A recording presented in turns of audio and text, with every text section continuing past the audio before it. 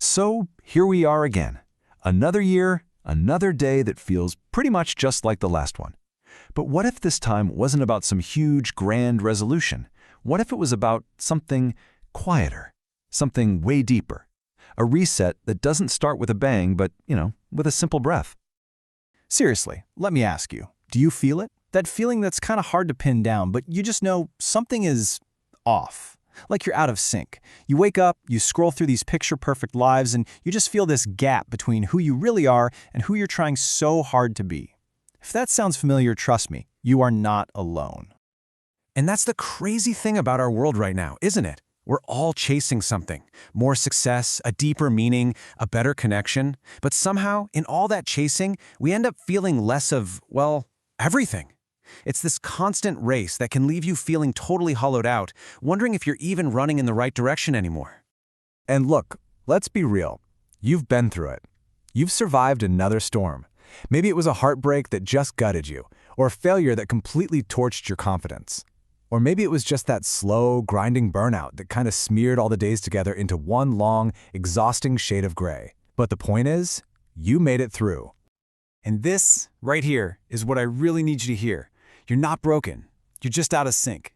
It's not about damage. Think of it more like a misalignment. It's just a signal from deep inside you that something needs to gently shift back into place. That's all. So that's our real starting point, the call to reset. And this isn't about some loud announcement you make to the world. Nope. It's a quiet promise you make to yourself. This is where it all begins. Not with all the noise and fireworks, but in the silence. And once you find that quiet place, we move on to the next, maybe the hardest step. Letting go of yesterday. I mean, you just can't build a new life if you're still trying to carry all the ashes of the old one, right? For way too long, you've been holding on so tight when everything around you is begging you to just let go. It's time. It's time to put that weight down. I love this idea because it totally reframes our lowest points. When we collapse, it absolutely feels like failure. But what if it's not? What if it's actually permission? Permission to finally rest. Permission to feel all the stuff you've been pushing away. And permission to start over. Not from scratch, but from a place of hard-won experience. So let's talk about that word burnout. This definition, man, it just hits differently. It's not just about being tired. It's emotional bankruptcy. It's that awful feeling when your spirit is just writing checks that your heart absolutely cannot cash. You told yourself it was discipline, but maybe, just maybe, it was denial. And a heartbreak? It feels like the end of the world, for sure. But it's not actually the end of love. It's the end of an illusion. Think about it. Every person who leaves teaches you something so important. They show you the exact places where you abandon yourself just to keep them around. And that crack they left, that's where the light can finally get in. And all of this, the burnout, the heartbreak, the letting go, it all leads to this really pivotal moment. We're calling it the mirror moment. This is the turning point. It's when you stop looking everywhere else for the answers and you finally turn your gaze inward with total honesty and zero judgment. And when you look in that mirror, I want you to see the person who is still standing, the one who fought wars no one ever saw, who won battles no one ever applauded. You carried your pain so quietly. Some people probably mistook it for weakness, but you're still here. You're still breathing. You're still trying. And that, my friend, is a superpower. The thing about the mirror is, it doesn't judge you for what's happened. It just asks one simple, but incredibly powerful question. After all of that, who do you want to be now? Answering that question, that's where the real work starts. This is how the rebuild begins, and I want you to forget all about the dramatic movie montage makeover. This reset isn't that. It's one tiny, almost invisible decision that you make again and again and again, until it becomes your new default.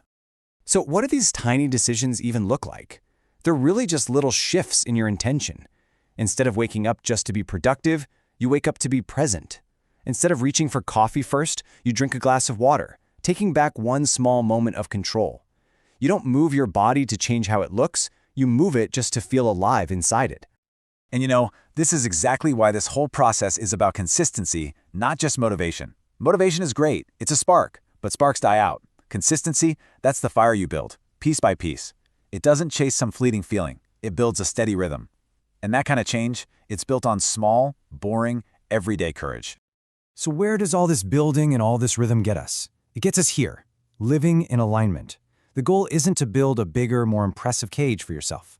The real goal is to rebuild your life around a feeling of peace, not constant pressure, around what you truly value, not what gets you likes from other people. And please, remember this. The world does not need a faster version of you. It needs a truer you.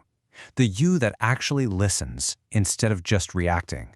The you that breathes instead of panics. Because any success that's built on anxiety is going to crumble. But a life built on a foundation of peace, that's built to last.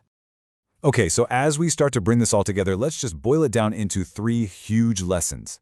Lesson number 1 is this. You have got to stop trying to please everyone. It is an impossible, soul-crushing job. Your purpose was never to get 100% approval. It was to learn something from every single person and every experience. And the second lesson, this one is a huge mental shift. Rock bottom feels like a punishment, right? Like it's the absolute end. But what if it isn't? What if it's the most solid ground you've ever stood on? It's not a pit you're stuck in, it's a foundation. And from there, you can build something real, something that won't fall down. And finally, lesson 3. This one is maybe the most important to remember on the tough days. Healing is not a straight line up to better. It's cyclical, it's messy. There are going to be good days and there are going to be really bad days. You're going to fall back into old habits. But every time you fall, you learn how to rise a little higher. It's all just part of it. You know, at the end of the day, this is what we're really building towards. Peace isn't about everything around you finally getting quiet. That's never going to happen. It's about cultivating an inner stillness that's so strong you can finally hear your own heartbeat, your own truth, louder than all the noise the world is throwing at you.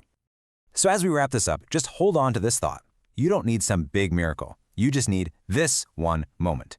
And when tomorrow comes, it isn't going to show up demanding that you be perfect. It's just going to ask one simple, gentle question. Will you try again?